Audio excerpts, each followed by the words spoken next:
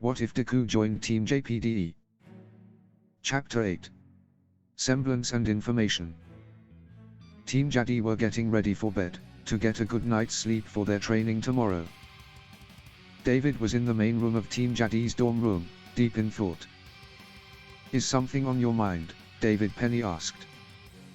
"Hey, Penny. Going to your checkup?" David asked. "Yes. But you seem to be troubled," Penny said. "It's about... well, let's call her a friend," David said. "Is something troubling her?" Deku asked. "Kind of. Actually, I think she may be in danger," David said. "Oh my. Why do you think that?" Penny asked. "Because she's scared.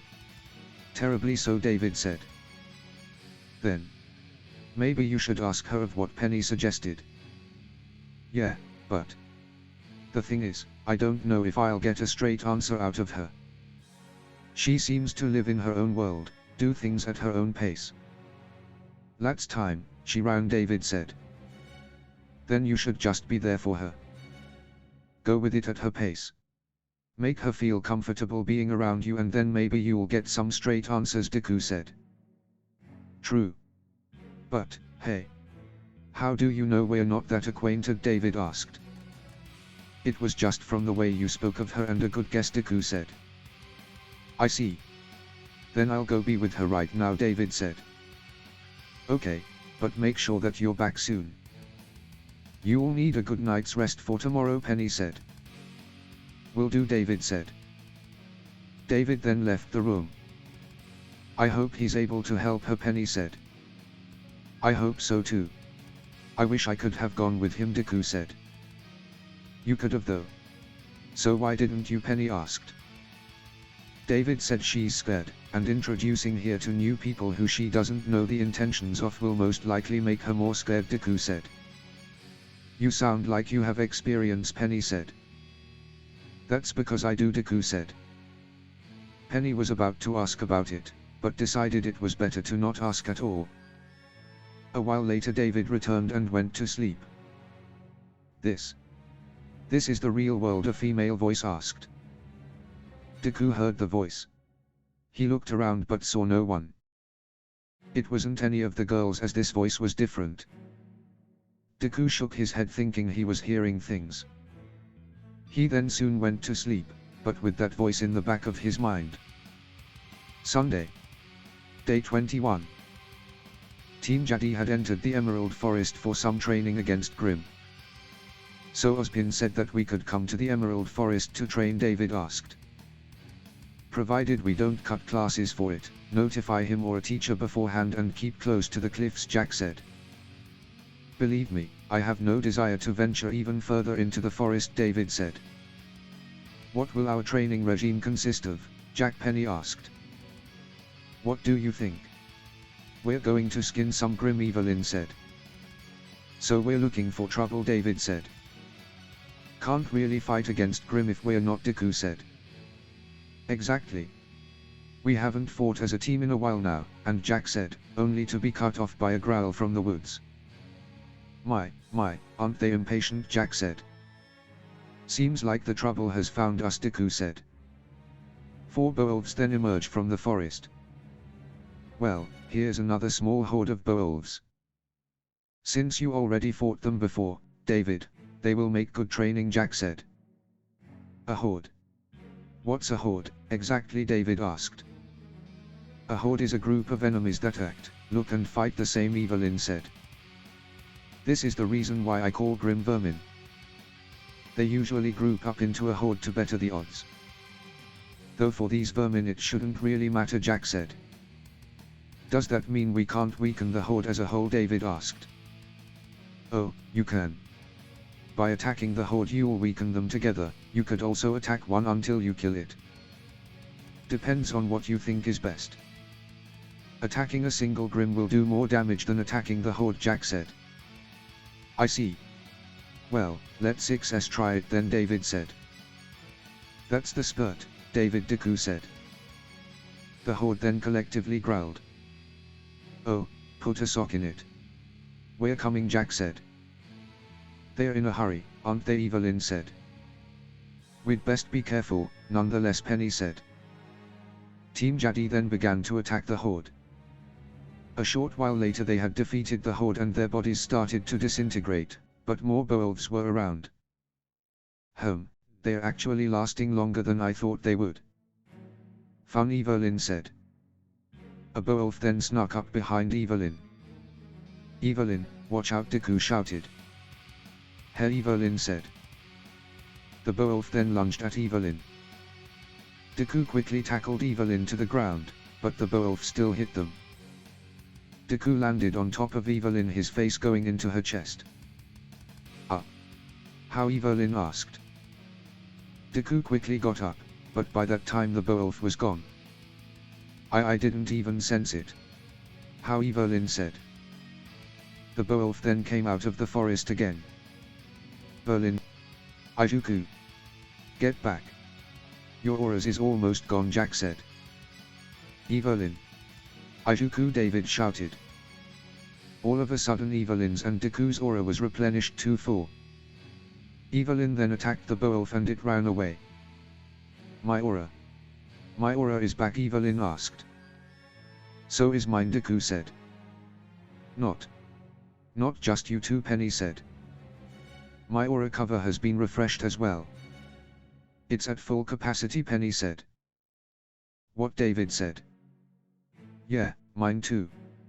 But let's think about it afterwards. We still got Grim to take care of, Jack said. Right, David said. Affirmative, Penny said. David. How the hell did you do this? Evelyn asked. Team Jade then fought off the remaining Grim, clearing the area. Time to end this, Furbags, Evelyn said.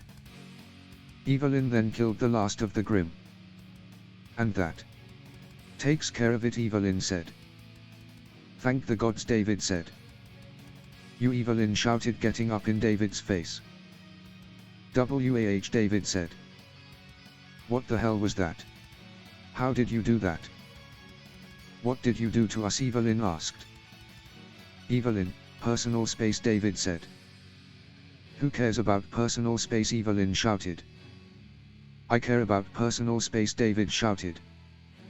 Okay, time out. Evelyn, hold on to your ears, will you? I share your curiosity, but I fear just hassling David like this will serve no purpose, Jack said. Sorry, you're right. Sorry, David. And thanks for the save, Evelyn said. Shouldn't you be thanking Ijuku? He did get you out of the way, David said. Oh yeah. Thanks, Ijuku. But oh my gods, David, I bet you don't have any idea what you just did, Evelyn said. I mean, kind of. I refilled your aura reserves using Min. Maybe that's my semblance, David said. Yes. And somehow now we can for IT too. Holy, Evelyn shouted. Carrots, language. But partner, seriously. I mean, you probably don't realize why this is a big deal, do you, Jack said. No, David said. David. No one can borrow someone else's aura, Penny said. What? But Penny, didn't you? David asked. Penny shook her head. I did not give you my aura. I just used a bit of it to jumpstart your own, like throwing a fire dust crystal in a pot of water to make it boil. But living beings cannot store any aura energy that is not their own. Or at least, that was the theory. David. In the course of history, there have been more advances in research about transferring someone's aura and semblance to a different body than about storing and utilizing someone else's aura energy, Penny said. You're the first person to exist who is able to do that. As far as we know, at least, Jack said. And if that wasn't enough, you also somehow shared the ability with us. Even if not to the same extent, Evelyn said. So I'm... What? Some kind of aura medic, David asked. That would be a great name for it. If it wasn't for the fact that you can share a weaker version of your semblance with other, Deku said. I'm so confused, David said. Believe me, you're not the only one, Evelyn said. Needless to say, this remains between us. Not a word to anyone, Jack said. I concur, Penny said. What do you mean? We can't tell anyone. Not even Ozpin, David asked. Especially Ozpin. Or General Ironwood. Or any adult. We keep this a secret from everyone, but this goes double for any member of the faculty, Jack said. But why, David asked. Because you will be used by them or others who would want your semblance, Deku said. What, David said. The headmaster, the general. Most of the adults here at Beacon, really, are people of a certain importance. It's not just the weight of a school that they carry on their shoulders, Penny said. And in their mission for the greater good they don't always take the needs of the single person into account. Let's leave it at that, Evelyn said. Evelyn and I both owe a debt to the headmaster, but it wasn't without a cost. Believe me, David. You don't want to be dragged into their world, Jack said. Okay, got it.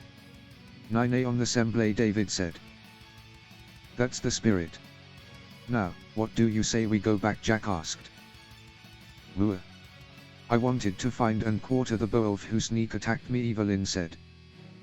I still don't get how it got the drop on you, David said. Same here. I mean, I may have been playing around a bit too much, but Evelyn said.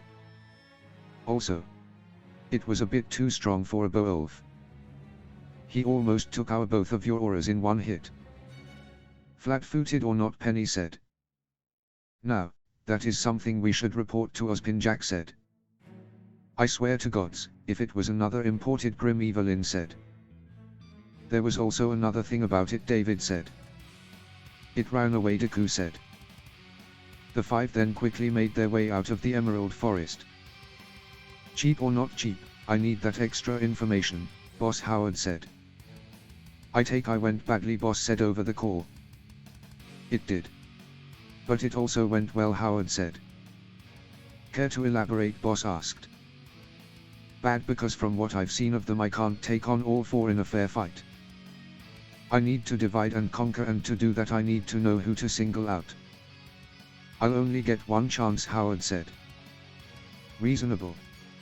Why, well, then, Boss asked. What if I told you I saw the blonde-haired guy of the group replenish his teammate's aura with his own, Howard said. And here we were just about ready to leave, Boss said. The boss will char you alive if you do not inform him of this, Boss Howard said. What an exaggeration. He would probably just take an arm or a leg. I'll send you the contact I told you about immediately. Great job. Or great luck, Boss said. Either way, I bring results to the table. Catch you later, Boss Howard said. Howard then ended the call. This is bound to make the boss notice me. All right. Now let's see about this contact of the boss, Howard said. Howard then called up the contact. Mommy. Is that you? A voice asked. No, Howard said. Well, thank the gods for that. A couple decades 6 feet under would have made for a stinker of a reunion. Now, since you're not Mommy dearest and your number does not show up in my exquisitely exclusive address book, next question is. Who are you, how did you get this number, and is there someone who likes you enough to pay a ransom? The voice asked. Those are 3 questions, Howard said. Starting to sound like you're not worth keeping alive, kid, the voice said. Well. Where's a say you were? Something, Howard said. Where's a Van Gertie? The voice asked. Where's a Van Gertie? Howard said. The brat is still alive. Unbelievable, the voice said. I'm one of his associates. I'm looking for something in Vale and he told me you were the person to come to, Howard said. He did, huh? I don't really deal in information, kid, the voice said. He mentioned that. But he also said no one's got as many eyes on the city as you. Mr. Torchwick, Howard said. Flattery won't get you a discount. Let's say I have those eyes, do you have the dust to pay for them? Roman asked. Dust? Not money, Howard asked. Times change, kid. Got enough spare cash lying around right now, but I could be persuaded with some dust, Roman said. That's actually better for us. I happen to have a few fire dust crystals just lying around, Howard said. How pure, Roman asked. They are mirrors of fiery death, Mr. Torchwick, Howard said. End of chapter 8.